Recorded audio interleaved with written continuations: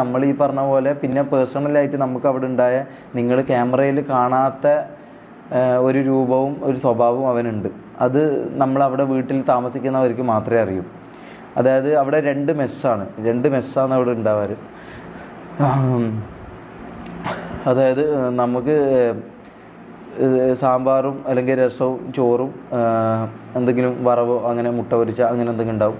അവൻ്റെ എന്ന് പറഞ്ഞു കഴിഞ്ഞാൽ അവന് ചിക്കൻ ഫ്രൈ, പിന്നെ അവൻ്റേതായ ഒരു ഫുഡുകളുണ്ട്, ചിക്കൻ ഫ്രൈ അത് ഇതെന്നൊക്കെ പറഞ്ഞിട്ട് അവന് വേറെ തന്നെ ഒരു ഫുഡ്. അങ്ങനെ രണ്ട് മെസ്സാണ് അവിടെ നടക്കുന്നത്.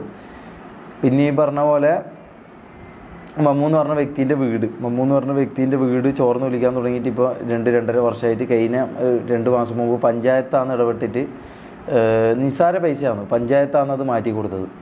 അതുപോലും അവൻ ചെയ്തിട്ടില്ലായിരുന്നു. നിങ്ങൾ ആലോചിക്കണം, 2.5 വർഷമായിട്ട് കൂടെ നിൽക്കുന്ന മമ്മൂൻ്റെ ഇപ്പോൾ ഉപയോഗിക്കുന്ന ഫോൺ കണ്ടാൽ തന്നെ നിങ്ങൾക്ക് കാര്യങ്ങളെല്ലാം ഏകദേശം പിടികിട്ടും, മനസ്സിലായോ? പിന്നെ ജാസി എന്ന് പറഞ്ഞ ആൾക്ക് അവിടെ ഉണ്ടായ ബുള്ളിങ്ങും കാര്യങ്ങളൊക്കെ ഉണ്ട്. അതിപ്പോൾ മമ്മൂനാണെങ്കിലും ഉണ്ട്. മമ്മൂനെ ഒരു ദിവസം മലപ്പുറത്ത് നമ്മൾ നിൽക്കുമ്പോൾ ഒരു പരിപാടിക്ക് പോയ സമയത്ത് എന്തോ ഒരു പ്രമോഷൻ പരിപാടിക്ക് ഇതിനോട് ഇതാക്കാൻ പറഞ്ഞു. അപ്പോൾ മമ്മൂ എന്തോ മൂടില്ലാന്നോ അങ്ങനെ എന്തോ പറഞ്ഞു. കാരണം സ്വാഭാവികമായിട്ട് അവൻ 2-2.5 വർഷമായിട്ട് കൂടെ നിൽക്കുന്നതെന്ന് ഓൻ പറഞ്ഞ എല്ലാ കാര്യങ്ങളും ചെയ്യുന്നതെന്ന് ഓൻ പറയുന്ന എല്ലാ ഇതിനും തുള്ളുന്ന ഒരു വ്യക്തിയാണ്.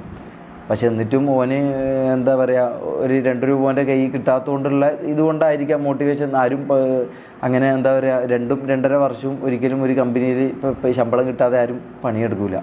അതുപോലെ തന്നെ അപ്പോൾ ഒരു ഡീമോട്ടിവേഷൻ വരും. അപ്പോൾ അതിൻ്റെ ഇതിൽ അവൻ പറഞ്ഞു പറ്റില്ല, വീഡിയോ എടുക്കാൻ പറ്റില്ല എന്നോ അങ്ങനെ എന്തോ ഒരു ഇതിൽ. അതും ഇങ്ങനെ തലയൊക്കെ ചൊറിഞ്ഞോട്ട് ഇങ്ങനെ താഴേക്ക് നോക്കിയിട്ടാണ് പറയുന്നത്. അവനോട് നേരെ നിന്ന് നമ്മളാരും സംസാരിക്കാൻ നമുക്ക് പറ്റാറില്ല, അതിനുള്ളൊരു ഇത് ഉണ്ടാവാറില്ല. എനിക്ക് പിന്നെയും ഉണ്ടാവാറുണ്ട്, ബാക്കിയുള്ളവർക്ക് അത്രയും ഇത് ഉണ്ടാവാറില്ല. അപ്പോൾ ഇങ്ങനെയൊക്കെ ആയിട്ട് ഓൻ പറഞ്ഞപ്പോൾ ഇവനെന്ത് ചെയ്തു, നീ ഇരിക്കുമെന്ന് പറഞ്ഞു, അവനെ കട്ടിലിരുത്തി. അപ്പോൾ നമ്മളെല്ലാവരും കൂടെ ഉണ്ട്.